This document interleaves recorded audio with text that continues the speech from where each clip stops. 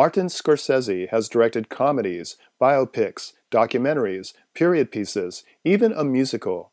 However, the one genre Scorsese is going to be forever associated with is the crime drama, in no small part thanks to the indelible performances of Robert De Niro and Joe Pesci in 1990's Goodfellas and 1995's Casino.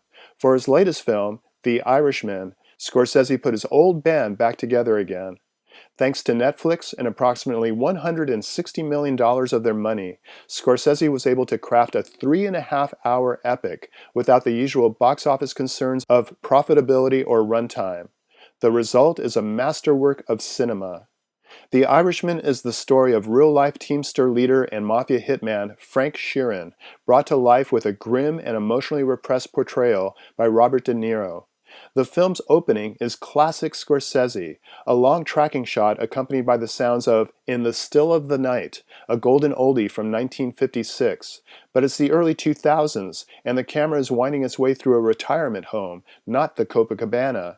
It eventually settles on Frank, in his early 80s, sitting in a wheelchair talking to himself, or perhaps his God, or to us. Frank is narrating his exploits, beginning with a 1975 road trip with his friend and Pennsylvania mafia boss, Russell Bufalino, played with a serpentine menace by Joe Pesci. They're making their way to a wedding and picking up jewelry store payoffs along the way. Flashbacks within flashbacks reveal how the two first met, became friends, and by extension, how Frank got involved with the mafia and Jimmy Hoffa. Perhaps to accommodate the digital de-aging technology used to shave decades off faces, Scorsese's camera is more stationary than usual.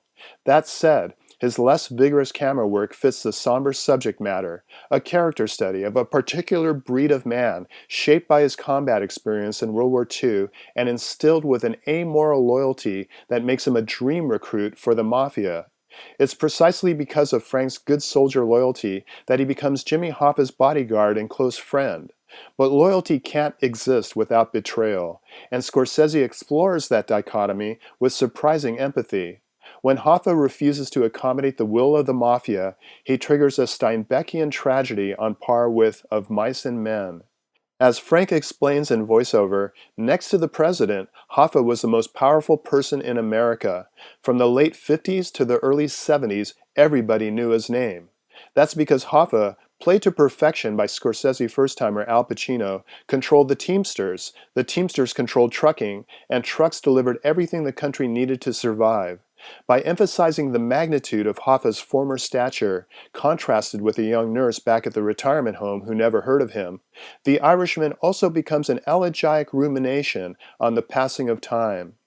Those expecting another Goodfellas might be disappointed.